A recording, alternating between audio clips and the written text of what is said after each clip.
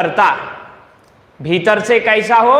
अकर्ता, कर्तापने के अभिमान से रहित हो। बाहर से लगे कि भाई ये तो बहुत काम करते हैं।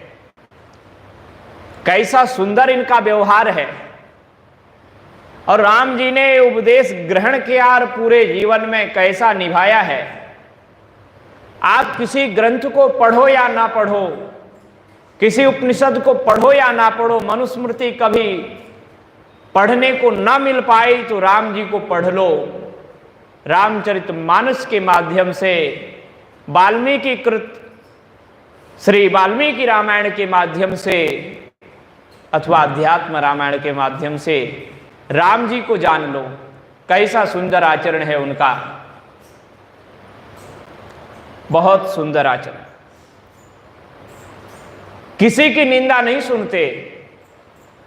जिसने उनका अपकार कर दिया हो उसकी भी राम जी निंदा नहीं सुनते। कैकेयी ने लौकिक दृष्टि से देखा जाए तो राम जी को वनवास दे दिया। लक्ष्मण जी तो बात बात में ये बात कहते हैं कि कैकेयी ने आपको वनवास दिया। एक बार भगवान श्री राम, भगवती सीता मैया और भ्राता लक्ष्मण तीनों वहां गोदावरी के तट पर स्नान कर रहे हैं। तो प्रातःकालीन स्नान, बहुत ठंड लगे माता जी को, तो और ही ज्यादा लगे ठंड सीता माता जी को भी ठंड लगे। लक्ष्मण तो महान वीर, वो कहने लगे भैया यही दक्षिण भारत में कितनी ठंडी हो रही है, अयोध्या तो उत्तर भारत में है, वहां तो इस समय बहुत ज्यादा ठंड पड़ रही होगी।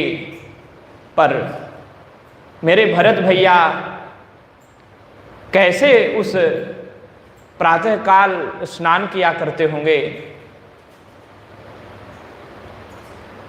धन्य है भरत जिन्होंने राम के लिए इतना बड़ा परित्याग किया।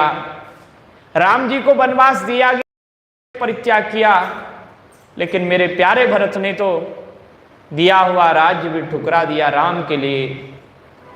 इसलिए लक्ष्मण उनकी कथा कहते हैं और राम जी अश्रुपात करते हुए श्री भरत जी की कथा सुनते हैं। क्योंकि सबसे ज्यादा प्रेम यदि करते हैं भगवान श्री राम तो श्री भरत जी से करते हैं। और जैसे हम भगवान का चिंतन करते हैं, भगवान भी अपने श्रेष्ठतम भक्तों का चिंतन किया करते हैं, उनका स्मरण किया करते हैं। और जैसे हमारे पास कोई प्रभु की कथा सुनाता है तो हमें आनंद आता है, उसी प्रकार से भगवान को कोई भक्त की कथा सुनावे तो उन्हें आनंद की अनुभूति होती है। लक्ष्मण कथा सुनाते सुनाते बोल गए कि अगर कैकेयी मैया नहीं होती, वो दुष्ट कैकेयी मैया नहीं होती तो ऐसा कभी होता नहीं। उस कैकेयी के कारण ऐसा हो गया भैया। इतना दुख आपको और मेरे को और भैया भरत को उठाना पड़ा। इसके बीच में कैकेयी है। राम जी ने कहा भरत, लक्ष्मण, मां कैकेयी की निंदा मत करो। तुम इतनी सुंदर कथा सुना रहे थे मेरे प्यारे भरत की, और सुनाओ ना। मां कैकेयी, निर्दोष माता कैकेयी को क्यों बीच में कटुवचन कहते हो? भरतस्य कथाम कुरु, मुझे भरत की कथा कहो। तो ऐसे भगवान श्री राम जिसने अहित किया हो लौकिक दृष्टि से, उसकी भी कभी निंदा नहीं सुनना चाहते हैं। और किसी ने थोड़ा बहुत भी भगवान श्री राम का उपकार कर दिया हो, उसको भगवान कभी नहीं भूलते। इसलिए राम जी को यदि पढ़ लिया, राम जी को यदि समझ लिया तो आपने अध्यात्म को समझ लिया। व्यवहार तो समझ ही लोगे, व्यापार तो समझ ही लोगे, कैसे व्यापार करना है, कैसे आचरण करना है, वो तो राम जी सिखाएंगे ही। साथ में अध्यात्म कैसे जीना है यह भी सिखा देंगे।